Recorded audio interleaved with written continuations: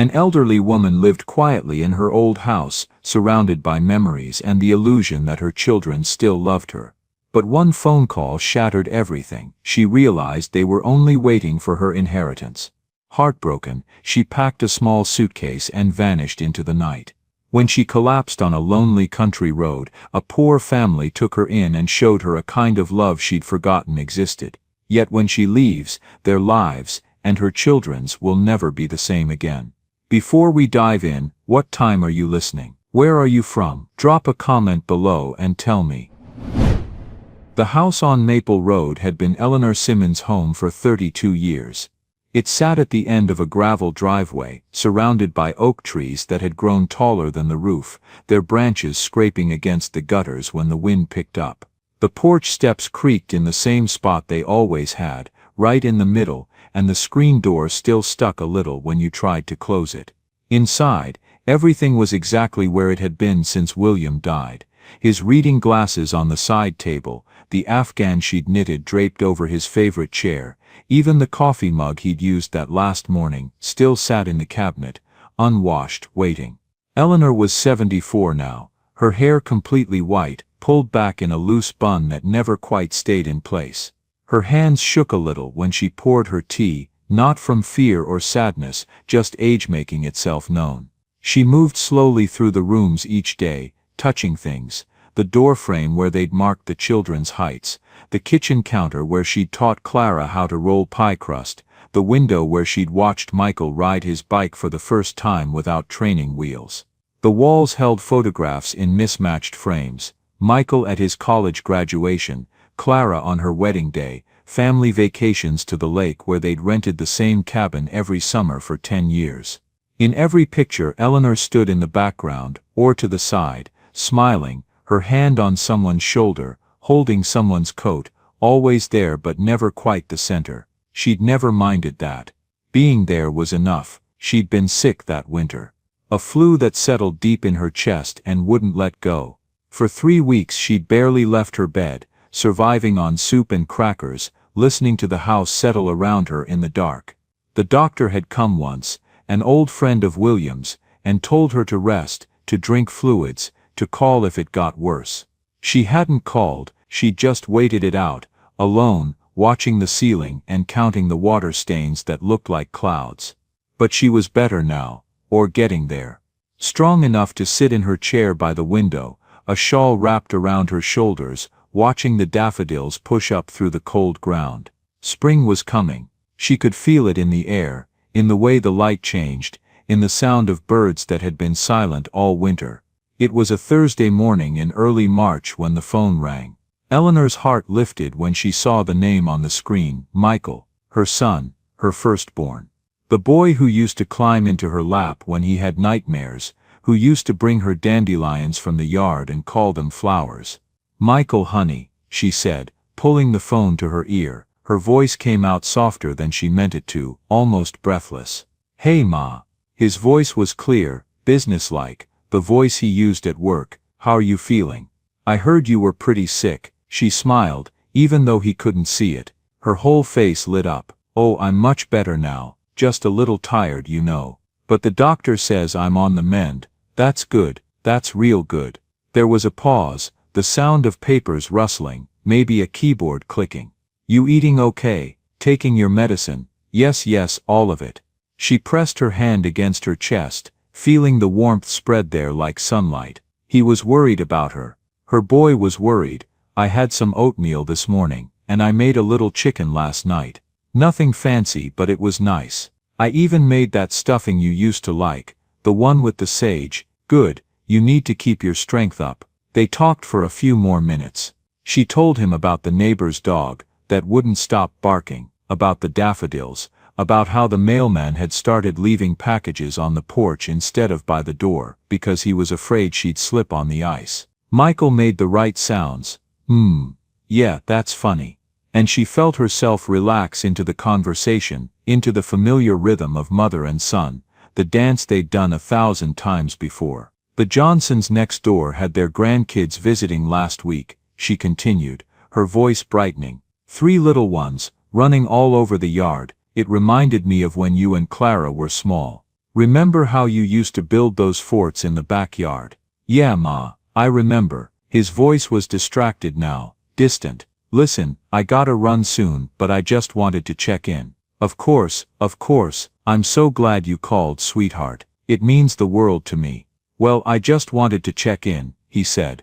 I'll call you again soon, okay? Okay, sweetheart. I love you too, Ma. She lowered the phone, still smiling, her heart full in a way it hadn't been in weeks. He cared, he remembered. She wasn't forgotten. Her finger moved toward the red button to end the call, but just before she pressed it, she heard his voice again, not directed at her this time. Different, sharper, colder. Her thumb froze. She's still okay. Michael's voice came through tinny but clear, like he'd turned away from the phone but hadn't quite hung up. Damn, I thought she'd be weaker by now. Eleanor's breath caught in her throat. Her hand tightened around the phone. Yeah, listen, he continued, and she could hear footsteps now, the sound of a door closing, voices in the background. We'll have to wait a little longer to sell that land, but make sure I'm the one calling her more often, okay? Don't want her getting any ideas about splitting it with Clara. You know how sentimental she gets. A woman's laugh, his wife Sarah, came through faintly, distant but clear enough. You're terrible. I'm practical, Michael said, and she could hear the shrug in his voice, the dismissiveness. She's not going to live forever. Might as well make sure things are set up right. Then the line went dead. Eleanor sat perfectly still. The phone slipped from her hand onto her lap, but she didn't move to pick it up. She stared straight ahead at the wall, at the family portrait hanging above the mantel. Michael and Clara as children, their faces bright and unmarked by time, their eyes full of trust and innocence. William standing behind them, his hand on her shoulder, protective and proud, and herself, smiling like she had everything she'd ever wanted, like the world made sense, and love was simple and permanent. Her lips parted, but no sound came out. Her chest rose and fell, slow and steady, but inside something was collapsing, piece by piece, like a house built on sand finally meeting the tide. The words echoed in her head, over and over, each repetition driving deeper like a nail. I thought she'd be weaker by now. Don't want her getting any ideas about splitting it with Clara. She's not going to live forever. She didn't cry. Not yet. The tears were there, somewhere deep, but they hadn't reached the surface. What she felt was bigger than sadness. It was a kind of hollow astonishment, the feeling of reaching for something in the dark, and finding nothing there. The feeling of discovering that the ground you'd been standing on for 74 years had never been solid at all. He doesn't love me, she thought. He's waiting for me to die. The room felt colder suddenly. The light coming through the window seemed dimmer, like someone had turned down the sun. She pulled the shawl tighter around her shoulders, and looked down at the phone in her lap, the screen dark now, blank, reflecting nothing. She thought about all the times she'd defended him. When William had said Michael was too focused on money, too ambitious, too hard, he's just trying to make his way in the world, she'd said. He's just trying to provide for his family. When Clara had complained that Michael never called, never visited, never seemed to care, Eleanor had made excuses. He's busy. He has so much on his plate. You know how demanding his job is. She'd spent years building a story in her mind, a narrative where her children loved her, where the sacrifices she'd made mattered, where being a good mother was enough. And now that story was crumbling, and she didn't know what to put in its place. She sat there for a long time, maybe an hour, maybe more. The clock on the mantel ticked steadily, the only sound in the house. Outside, a bird called, sharp and insistent. A car drove by, its engine fading into the distance. The mailman came and went, his footsteps heavy on the porch. But inside, there was only silence, and the slow quiet crumbling of everything she'd believed. When the phone rang again, she flinched like she'd been slapped. Clara's name lit up the screen, bright and cheerful, mocking. Eleanor stared at it. Her finger hovered over the button. Part of her wanted to let it ring, to sit in the silence a little longer, to not have to hear another voice she loved say something that would break her further. But old habits are strong. Old hopes die hard, she answered. Hi, Mama. Clara's voice was warm, cheerful, like sunshine breaking through clouds. I was just thinking about you. How are you feeling? Eleanor swallowed, Her throat felt tight, like there was a stone lodged there. I'm doing better, sweetheart. Thank you for asking.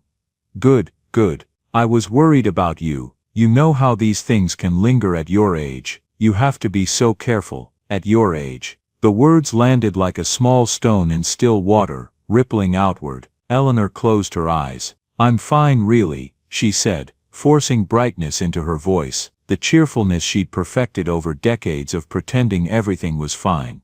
Just taking it easy, reading a little. The flowers are starting to come up. The daffodils are early this year. That's wonderful. Clara paused, and Eleanor could hear something shift in her voice, a carefulness, a calculation. Listen, Mama, I've been thinking, you're all alone out there, and I worry about you. What if something happened? What if you fell, or got sick again, and no one was there? What if you couldn't get to the phone? I'm careful, Clara. I have my phone. The neighbors check on me. Mrs. Johnson comes by twice a week. I know, but still. Another pause, longer this time. What if you came to live with me, here in the city? I've got that extra room, the one we've been using for storage, and I could clean it out, make it really nice. I could really take care of you. Properly, you know. You'd have someone around all the time. Eleanor's chest tightened. She opened her eyes and looked at the wall, at the faded wallpaper William had hung 30 years ago, at the small nail hole where a picture used to hang. Oh honey, I don't know if I could leave the house. Your father and I know it's hard, Clara said quickly, her voice taking on that reasonable tone, the one she used when she was trying to convince someone of something they didn't want. But Mama, you could sell the land, the house too. With that money, we could get you set up so nicely here. I could even get a bigger place, something with a real guest suite, just for you, with your own bathroom and everything. You'd never have to worry about anything. And think about it, you'd be close to doctors, hospitals, everything you might need. The words hung in the air like smoke. Eleanor's hand gripped the armrest of her chair, her knuckles white, her nails digging into the worn fabric. The land is worth quite a bit now, you know, Clara continued, her voice casual but pointed. Property values have gone up so much in your area, you could get a really good price. And honestly, Mama, what do you need all that space for? It's just sitting there. Just sitting there. Like it was nothing. Like it wasn't the place where William had proposed, where they'd raised their children, where every room held a memory she could reach out and touch. I'll think about it, Eleanor said quietly, her voice barely above a whisper. That's all I'm asking. Clara's voice softened, became gentle again, loving. I love you, Mama. I just want what's best for you. I know, I love you too. When the call ended, Eleanor set the phone down on the table and folded her hands in her lap. She looked at the portrait again. Clara, maybe 9 years old, missing her 2 front teeth, grinning like life was the easiest thing in the world, her arms around her brother, her face pressed against his shoulder, both of them laughing at something William had said just before the camera clicked. They both want the land, Eleanor thought, the realization settling over her like winter. That's all I am now, a signature on a deed, an obstacle between them and money. She thought about all the times she'd gone without, so they could have more. The winter she'd kept the heat low to save money for Michael's college textbooks, the times she'd worn the same coat year after year so Clara could have a new dress for the school dance, the birthday she'd skipped celebrating entirely because Clara had needed money for car repairs, and Eleanor hadn't wanted to ask for anything in return. She'd told herself it was love. That sacrifice was what mothers did, that giving without expectation was the purest form of devotion. But what had it gotten her? 2 children who called when they wanted something, who measured her worth in acreage and property values, who were counting the days until she was gone. She stood slowly, her joints stiff, her body feeling older than it had that morning. She walked to the mantel and picked up the photograph of William, brushing the dust from the glass with her sleeve. His eyes looked back at her, kind and steady, the way they always had. In the picture he was maybe 50, his hair just starting to gray at the temples, his smile slight but genuine. They don't see me, Will, she whispered, her voice cracked, broke on his name. They see what I have, not who I am, not anymore. Maybe they never did. The photograph didn't answer, it never did.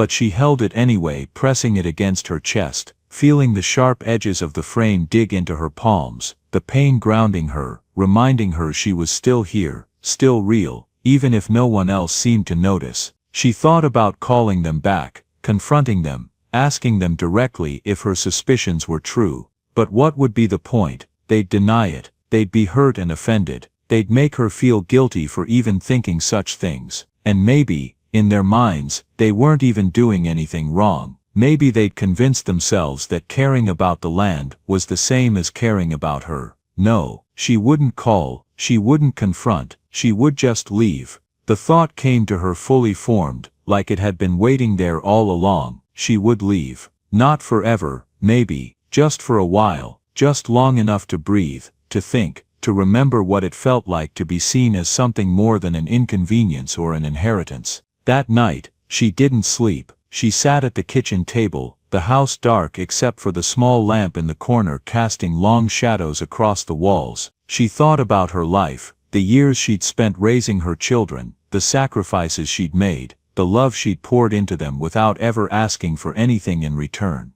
She thought about William, and the quiet evenings they'd spent together, and the way he used to hold her hand when they walked, his thumb rubbing small circles on her palm. She thought about the day Michael was born, how she'd held him for the first time, and felt her entire world shift. The day Clara had taken her first steps, stumbling across the kitchen into Eleanor's waiting arms. The Christmases, the birthdays, the ordinary Tuesdays when nothing special happened but everything felt right. Where had it gone? When had it changed? Or had it always been this way, and she'd just been too blind to see it? By morning, she'd made her decision. She packed a small suitcase, just a few changes of clothes, her journal, the scarf William had given her on their anniversary trip to the lake, soft blue wool that still smelled faintly of his aftershave. She took the photograph of him from the mantel, and wrapped it carefully in a sweater, tucking it into the corner of the suitcase. Then she sat down at the kitchen table, and wrote a note on a piece of lined paper, her handwriting shaky but clear. "I'm safe, I need a little time away, don't worry." She left it there, held down by the sugar bowl, knowing they'd find it eventually, knowing they'd probably be more concerned about the house than about her. Then she put on her coat, picked up her suitcase, and walked out the door. The morning air was cold, sharp against her face. The sun was just starting to rise, painting the sky in shades of pink and gold. She walked down the driveway, past the oak trees, past the mailbox shaped like a bird that William had made in his workshop. She didn't look back. If she looked back, she might change her mind. The bus station was 2 miles away. She walked slowly, her breath visible in the cold morning air, her suitcase heavy in her hand. A few cars passed, their headlights cutting through the dim morning light, but no one stopped, no one asked if she needed help. She was invisible, just another old woman walking alone. When she reached the depot, it was nearly empty, just a tired-looking clerk behind the counter, and a young man sleeping on one of the benches, his backpack under his head. Eleanor approached the counter, and pulled out her wallet. "1 ticket please," she said. The clerk looked up, his eyes red-rimmed and bored. "Where to?" Eleanor opened her mouth, then closed it. She hadn't thought that far ahead. "South," she said finally. "Wherever the next bus is going." The clerk raised an eyebrow but didn't comment. He typed something into his computer, and a ticket printed out. "That'll be $43. Bus leaves in 20 minutes. She paid, took the ticket, and sat down on one of the hard plastic chairs to wait. Around her, the station slowly came to life. A woman with 2 small children, a businessman in a rumpled suit, an elderly couple holding hands, all of them going somewhere, all of them with a purpose, a destination, someone waiting for them. Eleanor had none of that, just a ticket and a suitcase, and the hope that somewhere, out there she might find something she'd lost. When the bus pulled into the station, she stood, picked up her suitcase, and climbed aboard. She found a seat near the back, by the window, and set her suitcase on the seat beside her. As the bus pulled out of the station, she looked out the window, and watched her town disappear behind her, the church steeple, the water tower, the trees she'd known her whole life, the streets she could walk with her eyes closed, everything she'd ever known, shrinking into the distance. She pressed her hand against the window, her palm flat against the cold glass, and whispered, "Goodbye." And then she turned away, facing forward, toward whatever came next. The bus smelled like diesel and old vinyl, the kind of smell that sticks to your clothes long after you've gotten off. The seats were worn thin, the cushions lumpy and uneven, and every bump in the road sent a jolt through Eleanor's spine. But she didn't mind. The discomfort was real, tangible, something she could focus on besides the hollow ache in her chest. Eleanor sat near the back, by the window, her suitcase on the seat beside her, like a barrier between herself and the rest of the world. The other passengers kept to themselves, a young woman with headphones in, her eyes closed, head bobbing slightly to music Eleanor couldn't hear. A man in a work uniform, sleeping with his head against the glass, his mouth slightly open. An elderly couple 3 rows up, sharing a bag of peanuts, their hands occasionally brushing as they reached in together. No one looked at her. No one asked where she was going. She was grateful for that. The landscape rolled by, fields turning green with early spring, the brown earth showing through in patches where the grass hadn't quite taken hold yet, farmhouses set back from the road, their windows dark or glowing with warm light, towns so small they were just a gas station and a diner, and maybe a post office, there and gone in the space of a breath. She watched it all without really seeing it, her mind somewhere else, somewhere farther back. She thought about the first time Michael had called her mama. He'd been 2, maybe 3, sitting in his high chair with applesauce smeared across his face and in his hair. She'd been cleaning up the kitchen, exhausted from a long day, and he'd looked right at her with those big brown eyes and said it clear as day, "Mama," and her heart had just opened, like a door she didn't know was closed, like the sun breaking through clouds after a storm. She thought about Clara learning to tie her shoes, how she'd sat on the floor for an hour, her little fingers fumbling with the laces, her face scrunched up in concentration. Eleanor had offered to help a dozen times, but Clara had refused. "I can do it, Mama, I can do it by myself," and she had. She tied those laces in a lopsided bow, and looked up with such pride that Eleanor had wanted to cry. She thought about William, the way he used to hum while he cooked, old songs from his childhood that he could never remember the words to, the way he'd kissed the top of her head when he passed her in the hallway, every single time, like it was a rule he'd made for himself, the way he'd held her hand through everything, the births, the illnesses, the arguments that left them both exhausted and sorry, the long quiet evenings when there was nothing to say, and no need to say it.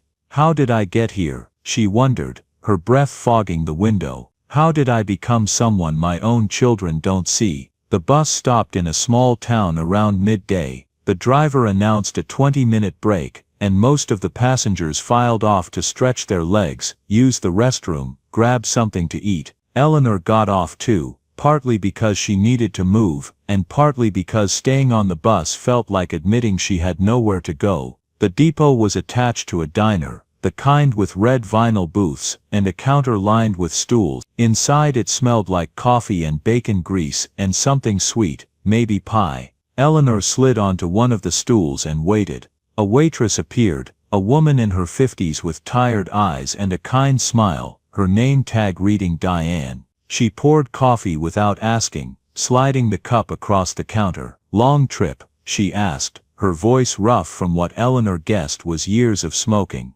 "I'm not sure yet," Eleanor replied, wrapping her hands around the warm cup. Diane nodded like that made perfect sense, like she'd heard stranger things. "Well, wherever you're headed, I hope you find it." She pulled out her order pad. "You hungry?" Eleanor realized she was. She couldn't remember the last time she'd eaten, maybe yesterday morning. "Just toast, please. And maybe some eggs." "You got it, honey." While she waited, Eleanor looked around the diner. A trucker sat in one of the booths, reading a newspaper and working his way through a stack of pancakes. A mother and daughter shared a milkshake, the little girl's feet swinging above the floor, not quite reaching. An old man sat alone by the window, stirring his coffee slowly, staring out at the parking lot, like he was waiting for someone who wasn't coming. When her food arrived, Eleanor ate slowly, mechanically. The eggs were cooked well, the toast buttered just right, but everything tasted like nothing.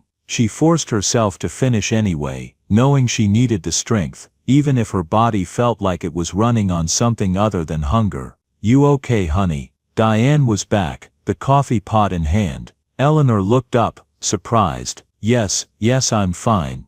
Diane studied her for a moment, her eyes knowing. "You don't look fine. You look like someone who's running from something, or looking for something." She refilled Eleanor's cup even though it was still half full. "Either way, be careful. Roads are full of folks who never found what they were looking for." Eleanor managed a small smile. "I'll be careful." They drove through the afternoon, and into the evening. The sun dipped low, turning the sky orange and pink and purple, colors so vivid, they almost hurt to look at. Eleanor watched it all from her window, her forehead pressed against the glass, and felt something loosen in her chest. Not relief exactly, not peace, just space, room to breathe. The other passengers changed as the hours passed. The young woman got off in a town called Riverside. The businessman was replaced by a college student with too many bags. The elderly couple stayed on, now dozing against each other, their heads together, their hands still loosely clasped. Eleanor wondered how long they'd been married.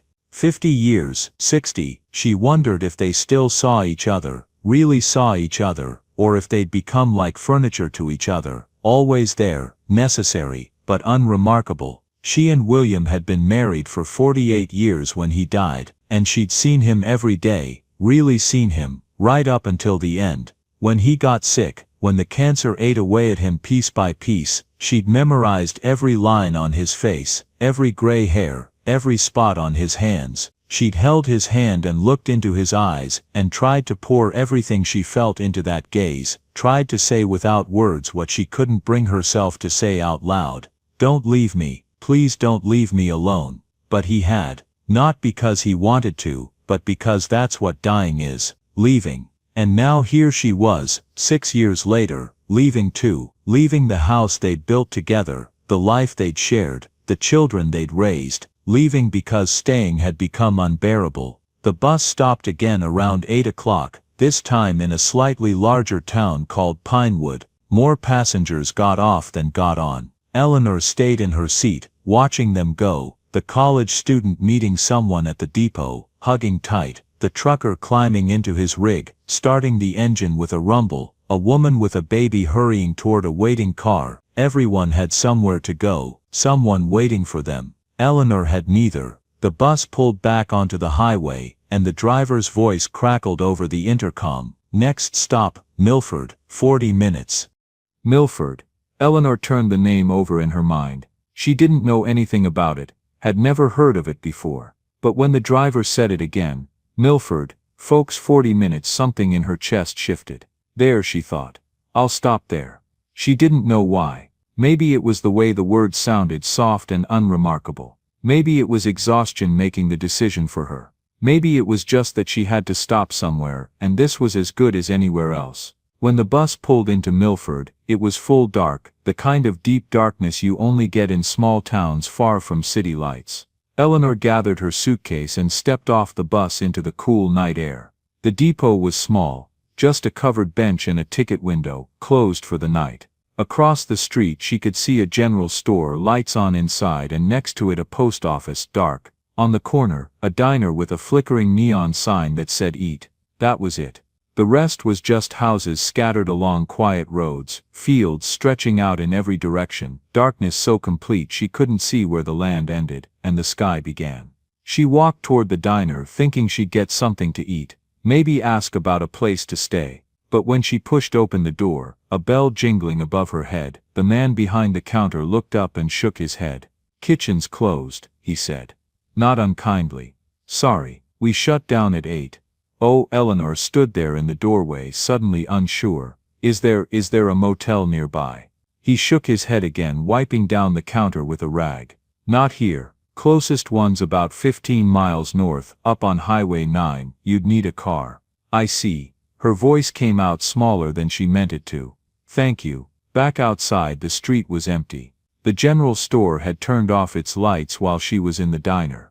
The air had gotten colder, or maybe she was just noticing it now. She pulled her coat tighter and looked up and down the street trying to figure out what to do next. She could knock on someone's door, ask to use their phone, call, who? Michael, Clara, ask them to come get her, admit she'd made a mistake, go back to being invisible in her own life.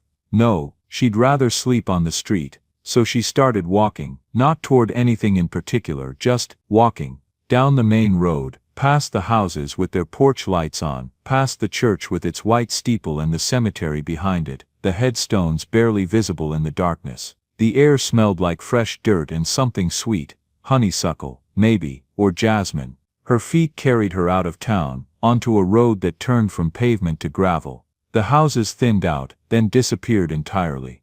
There was nothing around her now but fields and darkness and the sound of insects singing in the grass. After a while, she didn't know how long, time had become strange and fluid, her feet began to hurt. Her legs felt heavy, like they were made of something denser than muscle and bone. Her breath came shorter, and the cold had seeped through her coat, through her skin, all the way down to her bones. She stopped by the side of the road and looked around. There was nothing, just fields and darkness and the distant glow of a single porch light far off in the distance, so far it might as well have been on another planet. She thought about sitting down, just for a minute, just to rest. But when she tried, her knees buckled, and she found herself on the ground before she meant to be. The gravel was cold beneath her, sharp against her palms. Just for a minute, she told herself. Just until I catch my breath. She leaned back against her suitcase and pulled her coat around her, tucking her hands into her pockets. The sky above was filled with stars, more stars than she'd seen in years, maybe decades.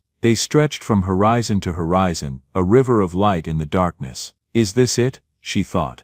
The question came calmly, without panic. Is this how it ends? Alone on the side of a road in a town I don't even know. It seemed fitting, in a way. Poetic, almost. She'd spent her whole life taking care of other people, and now, when she needed care, there was no one. Just stars and darkness and the cold seeping deeper. Her eyes started to close. The exhaustion was overwhelming, pulling her down like an undertow. She tried to fight it, tried to stay awake, but her body had other ideas. William, she thought. I'm sorry, I tried, I really tried. And then through the haze of exhaustion and cold, she heard it, an engine. Headlights swept across the field, growing brighter, closer. A truck slowed, pulled to the side of the road just a few feet from where she sat. A door opened, footsteps on gravel, quick and urgent. Ma'am? A man's voice, deep and careful, tinged with worry. Ma'am, can you hear me? Eleanor's eyes fluttered open. She saw a face, dark skin, concerned eyes, a hand reaching toward her cautiously, like she might spook.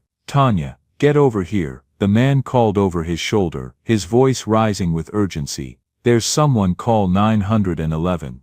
No, Eleanor's voice came out weak but clear, surprising her. No hospitals, please. The man hesitated, his hand still outstretched. A woman appeared beside him, kneeling down, her hand warm on Eleanor's arm. Okay, the woman said, her voice calm and steady. Okay, no hospitals. But we can't leave you here. It's too cold. Can you stand? Eleanor tried. She really did. She put her hands on the ground and pushed, but her arms were shaking, her legs wouldn't cooperate, and she slumped back against the suitcase. Marcus, help me get her in the truck. Together they lifted her gently, carefully, like she was something fragile and precious. The man, Marcus, took most of her weight, his arm around her back, while the woman, Tanya, held her other side. They half carried her to the truck, their movements slow and deliberate. Inside, the truck was warm, almost shockingly so after the cold of the road. A little girl sat in the back seat, her eyes wide, a blanket clutched in her hands. Is she okay, Mama? The girl whispered, her voice high and frightened. She will be, baby. She will be. Tanya climbed into the back seat and wrapped Eleanor in the blanket, the little girl's blanket. It was soft and worn, smelling like lavender and something sweet, like a child's shampoo. Marcus got back in the driver's seat and started the engine. We're taking you home with us, he said, glancing at Eleanor in the rearview mirror. You can argue later if you want, but right now you need to get warm. Eleanor wanted to protest, wanted to say she was fine, that she didn't need help, that she'd figure something out. But the words wouldn't come. Her throat felt tight, and her eyes were burning, and all she could do was nod. The little girl scooted closer, her small hand finding Eleanor's under the blanket. "Don't worry," she whispered. "Our house is really warm, and Mama makes good soup." Eleanor looked down at the tiny hand holding hers, at the trust in the child's eyes, and something inside her broke open. Not painfully, but tenderly, like ice cracking in the spring. The truck started moving, and through the window, Eleanor saw the stars above, clear and bright and impossibly far away. She closed her eyes and let herself be carried, not knowing where, not caring anymore. Just grateful, in that moment, not to be alone, just grateful to be seen. The Harris home was small, a single-story house with chipped blue paint and a tin roof that rattled when the wind picked up. The porch sagged a little on one side, held up by concrete blocks someone had painted to look like bricks. The mailbox out front was shaped like a rooster, its paint faded but still recognizable, still defiantly red against the weathered wood of the post. Inside, the rooms were narrow but warm, filled with the smell of something baking, cornbread, Eleanor would learn later, and the soft hum of life being lived without pretense. A stack of mail sat on the counter, bills and advertisements, and a postcard from someone's aunt. Shoes were kicked off by the door, small sneakers and work boots lying in a jumbled pile. A drawing was taped to the refrigerator in crayon that said "I love you Mama" in wobbly letters, with a stick figure family standing in front of a house under a smiling sun. They brought Eleanor inside and laid her on the couch, piling blankets over her until she stopped shivering. Not expensive blankets, these were thin and worn, the kind you got from discount stores or thrift shops, but they were clean and soft and smelled like fabric softener and home. Marcus disappeared into the kitchen, and Eleanor heard the sound of a kettle being filled, the click of the stove being turned on. Tanya knelt beside the couch, brushing Eleanor's hair back from her face with hands that were rough from work but gentle in their movements. "You're safe now," Tanya said quietly, her dark eyes steady and kind. "Just rest, we'll figure everything else out later." Eleanor wanted to say thank you, wanted to explain who she was and how she'd ended up on that road, wanted to tell them she wasn't someone who needed rescuing.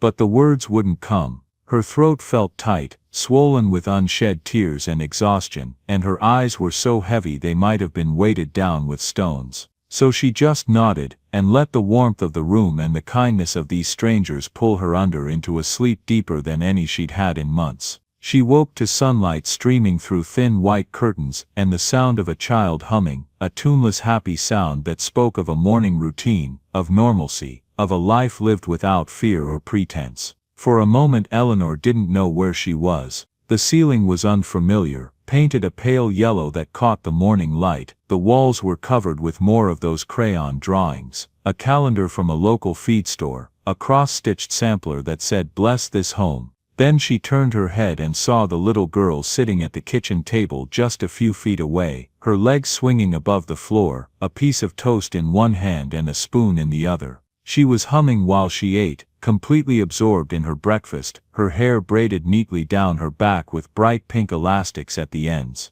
The girl noticed Eleanor was awake and hopped down from her chair immediately, padding over in her socks, mismatched, one with rainbows and one with stars. "Morning ma'am," she said brightly, her voice clear as a bell. "Mama says you can have some breakfast if you feel good enough." Eleanor blinked, still groggy, her mind struggling to catch up with where she was and what had happened. Yes, thank you," the girl smiled, revealing a gap where one of her front teeth should be. "You were really cold last night, we put you right by the stove to warm you up." She leaned in closer, her voice dropping to a whisper, like she was sharing a secret. "I even gave you my blanket, it's my favorite one. It has stars on it, see?" She pointed to the blanket still draped over Eleanor, and sure enough, there were little silver stars stitched into the blue fabric, some of them coming loose from years of washing. Eleanor looked down at the blanket, at the careful stitching, at the worn spots where a child had rubbed her thumb while falling asleep. Something in her chest broke open, not painfully, but tenderly, like ice cracking in the spring, like the first thaw after a long winter. "Thank you," Eleanor said, and her voice came out shaking, unsteady. "That's very kind of you."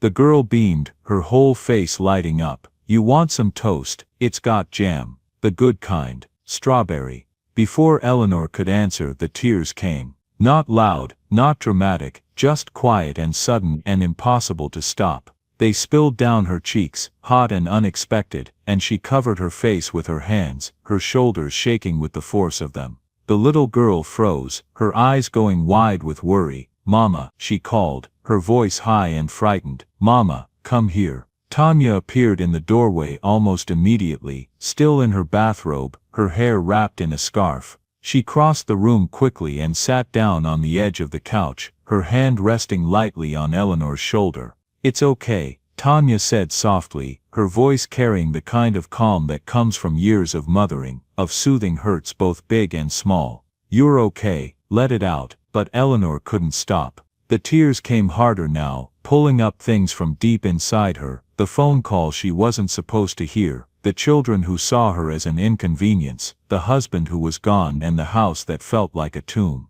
She cried for the loneliness that had settled so deep inside her. She'd stopped noticing it, the way you stop noticing pain if it's constant enough. She cried for the years she'd spent believing love was enough, that being a good mother would matter, that sacrifice would be remembered and valued.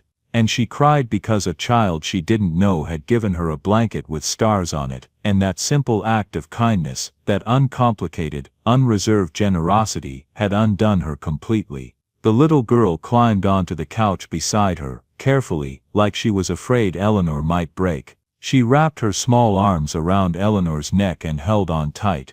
"It's okay," she whispered, repeating her mother's words in that way children do, trying to comfort even when they don't fully understand the hurt. "You can have my toast too, it's the best part, I saved it for you." Eleanor pulled her close and held on, this child she'd never met, this stranger who'd offered her warmth without question, without expectation. She held on like she was holding on to something sacred, something precious and fragile, and impossibly generous. Tanya didn't rush her, she just sat there, her hand on Eleanor's back, moving in small circles, the way you comfort a child after a nightmare. After a while the tears slowed, Eleanor's breathing evened out, she loosened her grip on the little girl, who slid off the couch and ran to get a tissue from the bathroom, her footsteps pattering quickly across the floor. "I'm sorry," Eleanor said finally, her voice raw and thick. "I don't usually, don't apologize," Tanya said firmly. "You needed that. We all need that sometimes. No shame in tears." She stood and walked to the kitchen, coming back with a glass of water. "Here, drink this." Eleanor took the glass with shaking hands and drank the cool water, soothing her tight throat. The little girl came back with a wad of tissues and presented them solemnly. "Thank you," Eleanor said, taking them and wiping her eyes. She looked at the child, really looked at her, taking in the gap-toothed smile, the bright eyes, the braids coming slightly loose at the ends. "What's your name, sweetheart?" "Lily," the girl said proudly. "Lily Marie Harris. I'm 8 3/4, that's a beautiful name. Mama picked it. She says lilies are strong flowers that grow even when things are hard." Lily climbed back onto the couch, settling in close to Eleanor like they were old friends. "What's your name?" "Eleanor. Eleanor Simmons." "That's pretty too," Lily said generously, "kind of old-fashioned but nice, like a grandma name." She paused, then added quickly, "I mean that in a good way. I never had a grandma, they all died before I was born." Marcus appeared in the doorway, wiping his hands on a dish towel, a grin spreading across his face when he saw Eleanor sitting up. "Well, look at that, you got some color back. How you feeling?" "Better," Eleanor said, and it wasn't entirely a lie. Her body still ached, she was exhausted in a way that went bone deep, but something inside her felt lighter. "Good, real good, 'cause Tanya's making omelets and you don't want to miss those. Best in the county, if I do say so myself." "Which I do," he winked at his daughter. "Right, Lily, right." Lily bounced slightly on the couch, her enthusiasm infectious. "Mama makes the best ones. She puts cheese in them and sometimes peppers and onions and—" All right, Tanya said laughing as she stood. "Don't oversell it. Now go wash your hands, both of you." She pointed at Marcus and Lily, who both groaned good-naturedly but obeyed. 20 minutes later, they were all crowded around the small kitchen table, the four of them elbow to elbow, passing the salt and the hot sauce and fighting over the last piece of toast. It was simple food: eggs scrambled with vegetables, biscuits from a can, sliced tomatoes from someone's garden. But Eleanor couldn't remember the last time something had tasted so good.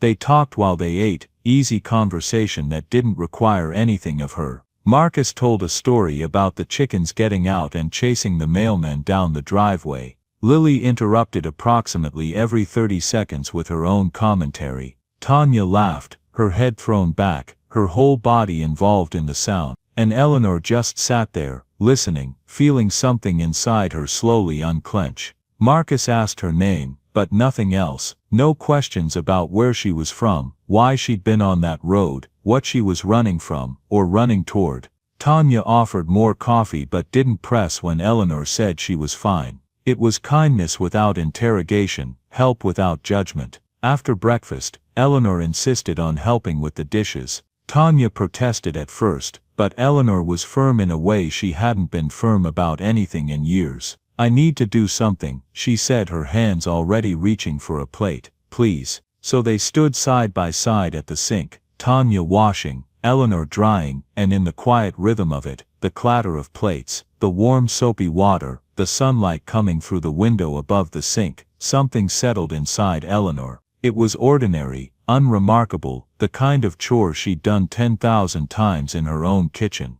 But here, in this house, with this woman she didn't know, it felt different. It felt like belonging. "You don't have to tell me anything," Tanya said after a while, her voice low and private, meant just for Eleanor's ears. "But if you need to talk, I'm here. No judgment, just listening."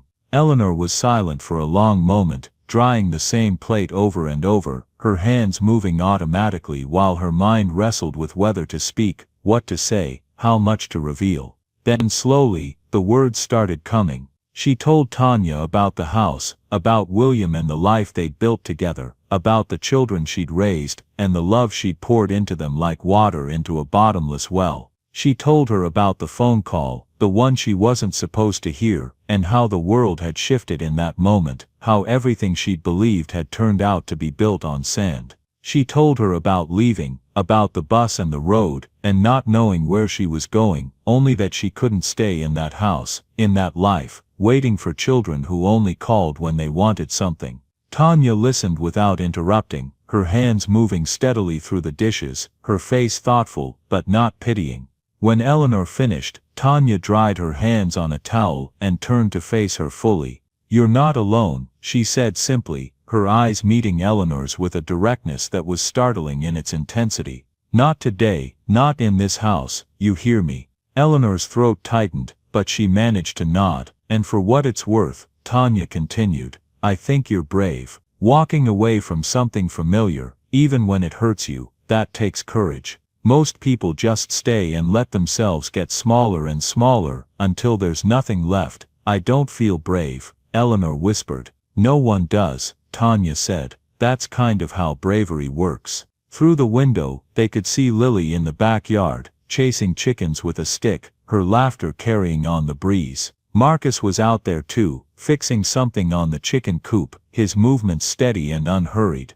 "We don't have much," Tanya said, following Eleanor's gaze. "But what we have, we share. That's just who we are. So you stay as long as you need. No questions, no expectations, just stay." Eleanor looked at this woman, this stranger, who'd become something more in the space of a single morning, and felt something shift inside her, like a door that had been locked for years finally opening. "Thank you," she said, and the words felt inadequate, too small for what she wanted to express. Tanya just smiled and squeezed her hand. "Come on, let's go sit on the porch. I made sweet tea yesterday, and it's even better on the second day." And so they did.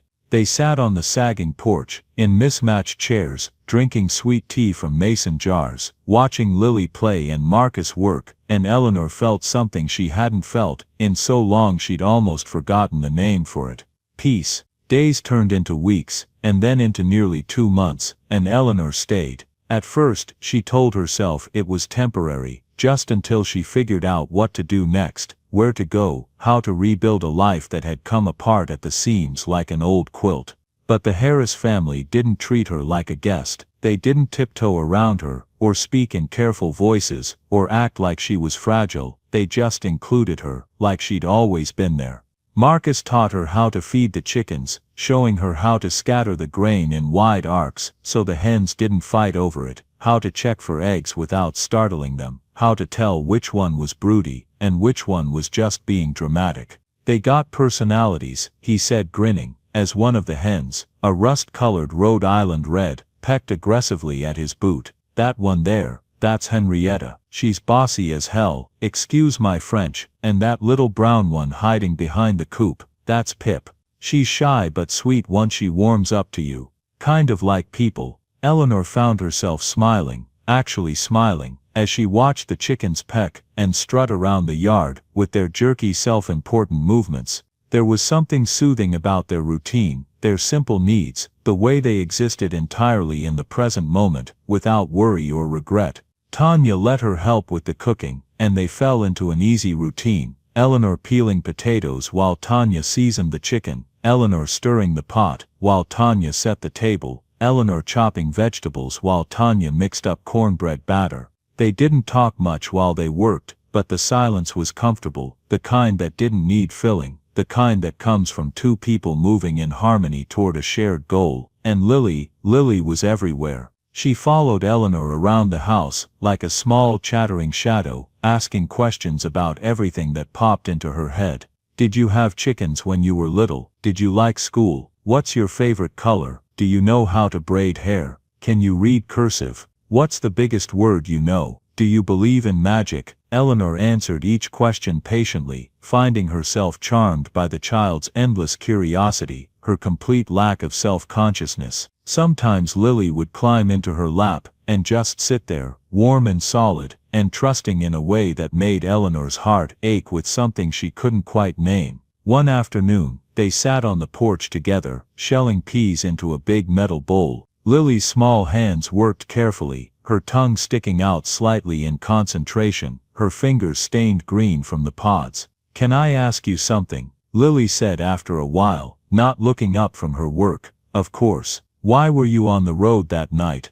By yourself? Eleanor paused, a pea pod in her hand, the question hanging in the air between them. She looked out at the fields, at the way the sunlight caught the tops of the grass, turning it golden, at the clouds moving slowly across the sky, like ships on an invisible sea. I was looking for something, she said quietly. Did you find it? Eleanor looked down at the little girl beside her, at her serious brown eyes and her patient hands, and the complete sincerity with which she asked the question, expecting nothing but truth. I think maybe I did, Eleanor said. Lily smiled, and went back to shelling peas, apparently satisfied with that answer, and Eleanor felt something inside her settle, like a piece of furniture finally finding its place, after years of being in the wrong spot. But kindness, Eleanor was learning, wasn't just about what people gave you, it was about how they gave it, and why. One evening, after Marcus had been laid off from his job at the warehouse, budget cuts, they said, last hired first fired. Eleanor saw the worry settle into his face, saw the way his shoulders sagged when he thought no one was looking, saw the tightness around his eyes at dinner.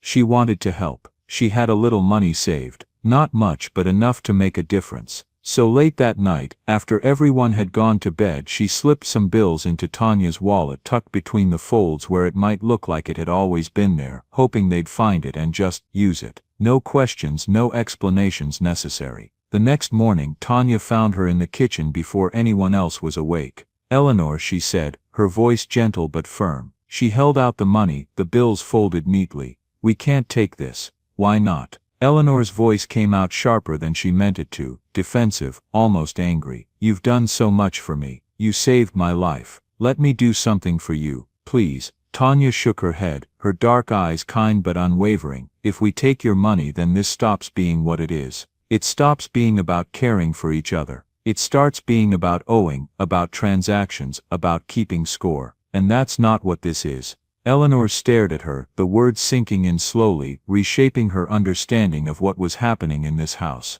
We don't help you because we expect something back. Tanya continued, her voice soft but clear. We help you because it's right, because you needed help, and we could give it. That's all. That's the whole reason. And if you try to pay us, you turn it into something else, something smaller." Eleanor's throat tightened. She took the money back with shaking hands and nodded, not trusting herself to speak. "I know it's hard," Tanya said, sitting down at the table across from her. "I know you want to feel like you're not taking advantage. But here's the thing, Eleanor, you're not taking anything from us. You're giving us something. You're teaching Lily what kindness looks like. You're helping me with things I don't have time to do alone. You're keeping Marcus company when I'm at work. You're part of this family now, whether you plan to be or not. And family doesn't pay rent." Eleanor felt the tears coming again, but this time she didn't try to hide them. I wanted to earn my place here." "You don't have to earn it," Tanya said firmly. "You already have it, just by being you, just by being here." That night, Eleanor lay awake on the couch staring at the ceiling, Lily's star blanket pulled up to her chin. She thought about the years she'd spent trying to earn love from people who'd already decided she wasn't worth it, who'd measured her value in what she could give them, what she could do for them, how useful she could be. And here in this tiny house with people who had so little, she'd been given more than she'd ever thought to ask for. Not because she'd earned it, not because she deserved it, not because she'd paid for it, or bargained for it, or demonstrated her worth, just because she was human, just because she needed it. She thought about Michael's voice on the phone, about Clara's careful suggestion to sell the house, about all the ways love had been conditional in her life without her fully realizing it. And for the first time she didn't feel the sharp sting of betrayal. She just felt sad for them. Sad for what they'd missed, what they'd never understand, what they'd traded away without realizing its value. Because this, what the Harris family had given her, wasn't something you could buy or inherit or negotiate. It was something you chose every day in the smallest, quietest ways. It was something that existed outside the logic of transactions and fairness and keeping score. And it was worth more than any piece of land ever could be. 2 months passed. Eleanor grew stronger. The hollows in her cheeks filled out, the dark circles under her eyes faded, her laugh came easier and more often. She and Lily spent hours on the porch, reading books from the library in town, making up stories about the chickens, teaching each other silly songs. She and Tanya cooked together, traded recipes written on index cards, talked about everything and nothing, childhoods and dreams and disappointments and hopes. And Marcus would sit with her in the evenings after dinner, playing cards at the kitchen table, or just sitting in companionable silence on the porch, the radio playing softly in the background, old country songs and gospel music, and occasionally something modern that made Lily dance. One warm evening in May, after Lily had gone to bed, Eleanor sat with Marcus and Tanya on the porch, the three of them watching the stars come out, the sky turning from blue to purple to black. Somewhere in the distance, a dog barked. Closer, crickets sang their endless song. "I need to tell you something," Eleanor said quietly, her voice barely above a whisper. They waited, not pushing, just present. Tanya's hand found hers in the darkness. "I have children," Eleanor said, the words feeling strange in her mouth, like she was confessing to a crime. "2 of them, grown now with lives of their own. And I thought they loved me, but I was wrong." She told them everything then, the whole story start to finish, nothing held back. The phone call, the conversation she wasn't supposed to hear, Clara's transparent attempt to get her to sell the land, the slow realization that she'd become invisible to the people she'd spent her life serving. When she was done, Tanya's hand tightened around hers. "You weren't wrong about everything," Tanya said softly. "You loved them, that part was real. What they did with that love, how they responded to it, that's on them, not you. You can't control how other people receive your love, you can only control how you give it." Eleanor felt the tears coming again, but this time they didn't hurt as much. They felt almost cleansing, like rain after a long drought. "You know what I think," Marcus said, leaning back in his chair, his feet propped up on the porch railing. "I think family isn't just about blood, it's about who shows up, who sees you when you're at your worst and doesn't run away, who stays when things get hard, who loves you not because they have to, but because they choose to." Eleanor looked at him, then at Tanya, then through the screen door at the little girl sleeping peacefully inside, her braids spread across the pillow, one arm flung dramatically above her head. "Thank you," Eleanor whispered, her voice breaking, "for seeing me, for choosing me." "Always," Tanya said. always. And in that moment, sitting on a sagging porch in a house that wasn't hers, with people she'd known for only 2 months, Eleanor felt something she hadn't felt in years, maybe decades. She felt like she was home. Eleanor knew she couldn't stay forever. The Harris family never said it, never even hinted at it, never made her feel unwelcome or like a burden, but she knew. They had their own life, their own struggles, and she couldn't keep taking from them. No matter how much they insisted, she wasn't taking anything at all. One morning in early June, she woke before dawn and sat on the porch, watching the sky turn from black to gray to pale pink, listening to the first birds begin their songs, feeling the cool morning air on her face. The world was waking up, starting fresh, and something in her recognized it was time to do the same. She'd made her decision. After breakfast she found Tanya in the garden, pulling weeds from between the tomato plants that were just starting to set fruit. Eleanor knelt beside her, her knees protesting but obedient, and helped in silence for a while, their hands working in the dark soil. "I need to go back," Eleanor said finally, not looking up from the weeds. Tanya's hands stilled. She didn't look up either. "You sure?" "Yes." Eleanor pulled a dandelion from the dirt, its roots coming up in a long tangled clump. "I need to finish things properly. I need to put my affairs in order, as they say. I need to decide what happens to what I have, and I can't do that while I'm hiding here." Tanya nodded slowly, brushing dirt from her hands. "When?" "Soon. Maybe next week." They worked in silence for a while longer, the sun climbing higher, warming their backs, the smell of earth and growing things all around them. Then Tanya sat back on her heels and looked at Eleanor, really looked at her, her eyes searching. "You know you're always welcome here, right? Anytime. For any reason, this is your home too now, whether you're living in it or not." Eleanor's eyes stung, but she smiled.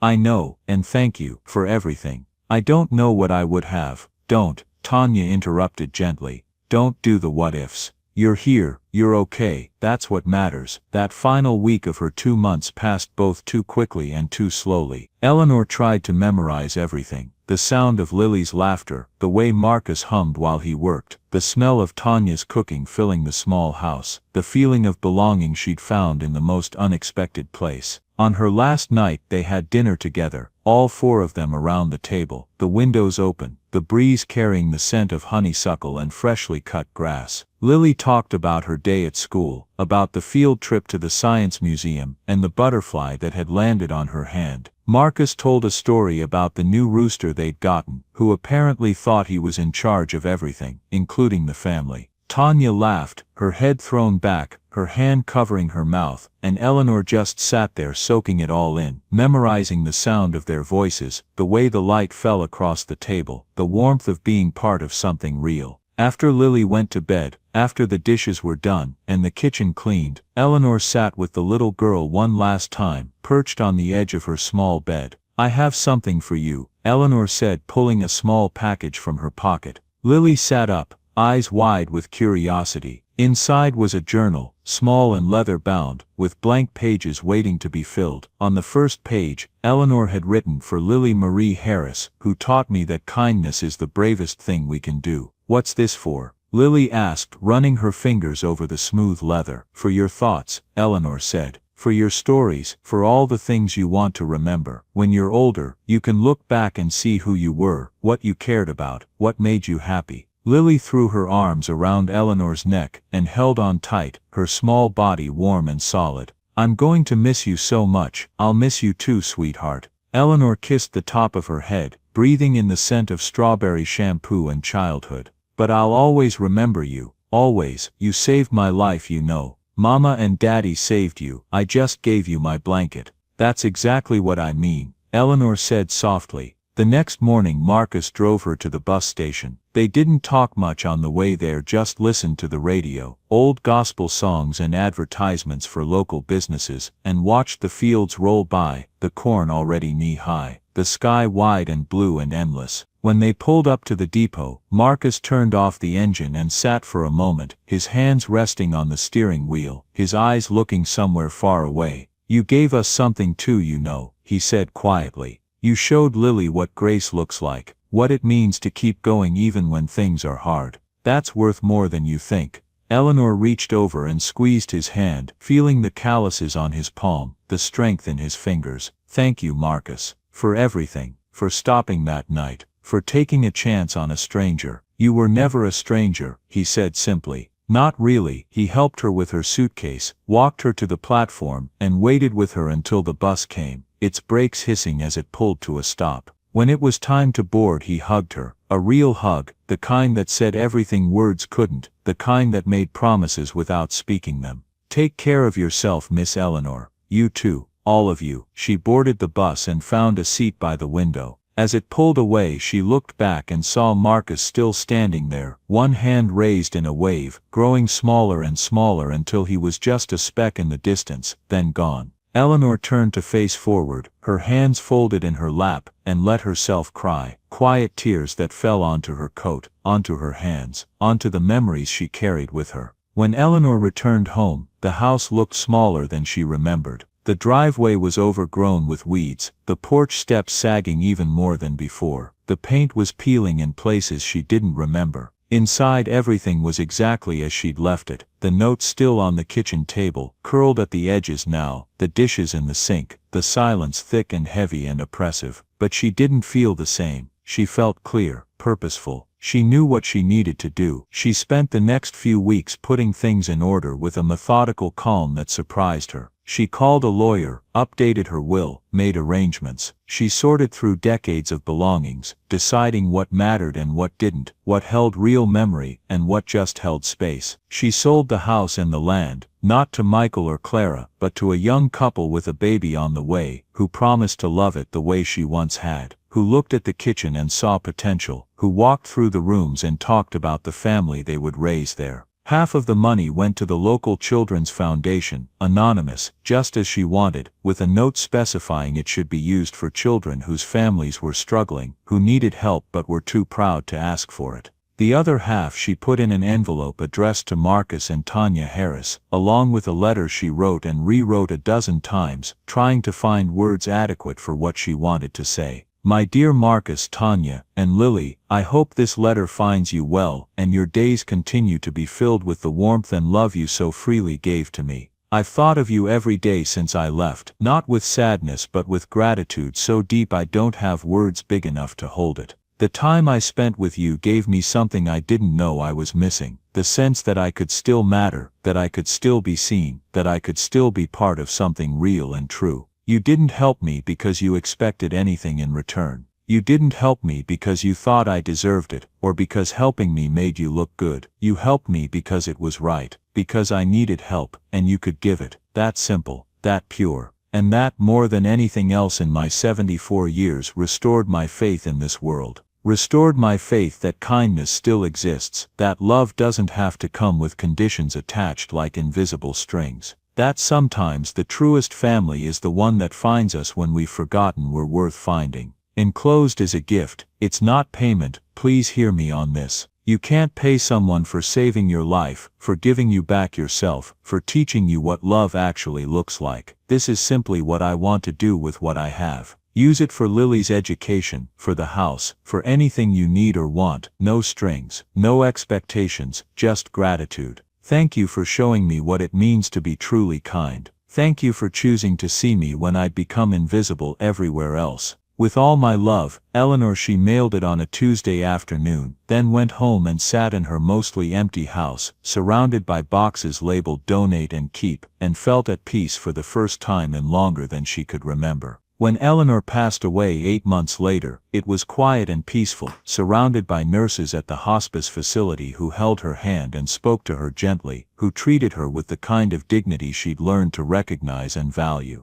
She wasn't in pain, she wasn't afraid. She'd made her peace, said her goodbyes in her own way, left her mark in the small quiet ways that mattered. She was ready. Her headstone was simple, chosen by the lawyer who'd handled her affairs according to instructions she'd left in an envelope marked, "When I'm gone, Eleanor Simmons 1950 to 2025, she found peace and kindness." 1 year after Eleanor's death, the Harris family used the money she'd left them, every cent of it, to start a small fund for elderly people in need. They called it Eleanor's Light, and they ran it out of a corner of the community center in town, meeting once a week to sort through applications, pack care packages, make phone calls to check on people who lived alone. It wasn't much, just enough to help with groceries, or utility bills, or a warm coat in winter, or medicine that wasn't covered by insurance. But it was something, and it grew, slowly but steadily, as word spread and others began to contribute, as people who'd been helped donated what they could when they could. As the cycle of kindness Eleanor had been pulled into continued to spin outward, touching people she would never meet, never know. Lily, now 11 years old and serious about her role in the foundation, helped her parents run it. She wrote thank you notes to donors in her careful handwriting, helped pack care packages with canned goods and blankets and personal care items, and every year on Eleanor's birthday, she left flowers at her grave, whatever was blooming, whatever was beautiful. One afternoon in late summer, Clara was cleaning out her own attic when she came across a box of her mother's things items she'd taken from the house before it was sold, meaning to sort through them later, but never quite finding the time.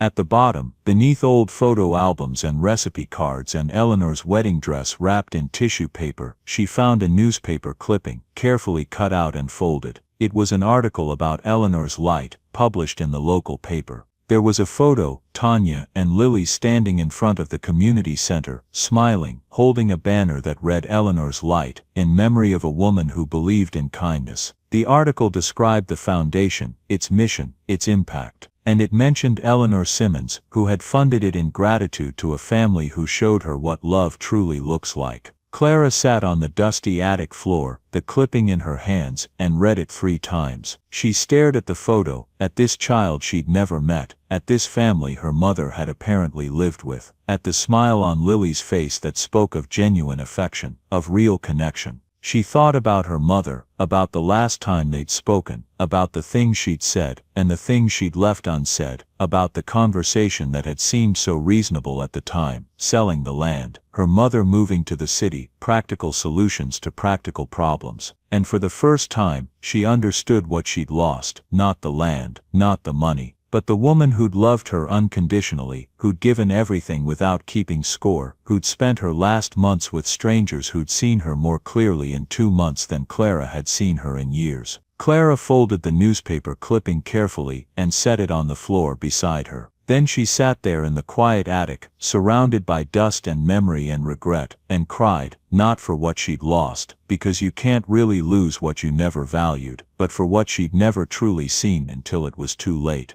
On the 1-year anniversary of Eleanor's death, the Harris family held a small memorial service at the community center. Maybe 40 people came, neighbors, people who'd been helped by the foundation, the staff from the hospice where Eleanor had spent her final days, a few elderly people who'd known her from the seniors center she'd attended briefly before she got too sick. Tanya stood at the front of the room, Lily beside her holding a photo of Eleanor, one they'd taken that last summer, Eleanor sitting on their porch, eyes bright, truly smiling, looking happier than she'd probably looked in years. Eleanor Simmons taught us something important, Tanya said, her voice steady but soft, carrying to every corner of the quiet room. She taught us that kindness doesn't have to be big or loud or expensive, it just has to be real. It has to come from a place of genuinely seeing someone, genuinely caring, genuinely believing that every person has value just because they're human. She paused, looking out at the faces in the crowd, young and old, black and white, people who'd known Eleanor, and people who only knew of her through what she'd left behind. She taught us that we can't always choose our family, Tanya continued.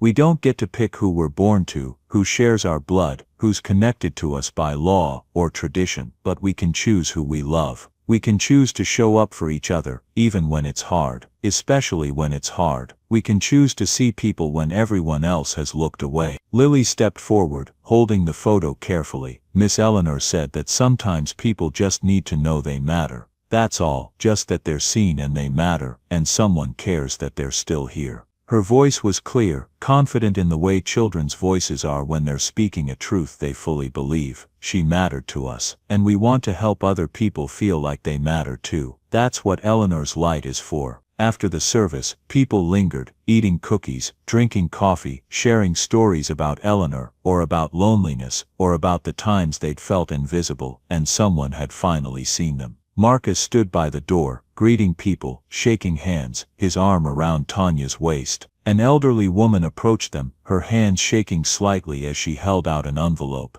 "I'd like to donate," she said quietly. "Not much, but Eleanor's story reminded me of my own mother. She was alone at the end too. I wish someone had been there for her the way you were there for Eleanor." Tanya took the envelope gently, then pulled the woman into a hug. "Thank you, this will help someone. I promise you that." Outside, Lily stood by the memorial poster they'd set up, photos of Eleanor, information about the foundation, quotes about kindness and community. She traced her finger over one of the photos, Eleanor and Lily sitting on the porch shelling peas, both of them laughing at something. "She's still with us, isn't she?" Lily said when her mother came to stand beside her. Tanya looked at the photo, at her daughter's serious face, at the people inside still talking and laughing and sharing and connecting, all because one lonely woman had found her way to their door on a cold night. "Always, baby," she said, pulling Lily close. "Always, that's how love works. It doesn't die when people do, it just keeps going, moving from person to person, growing bigger every time someone chooses to pass it on."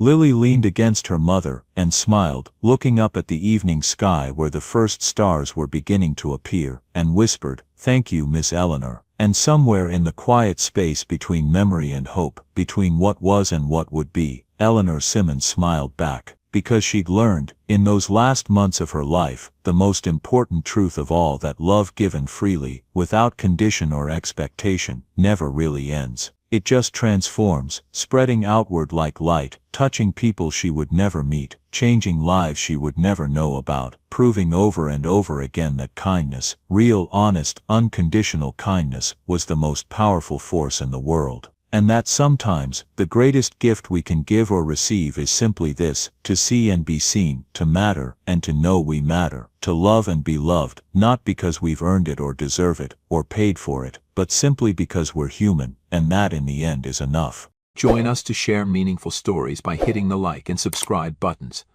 Don't forget to turn on the notification bell to start your day with profound lessons and heartfelt empathy.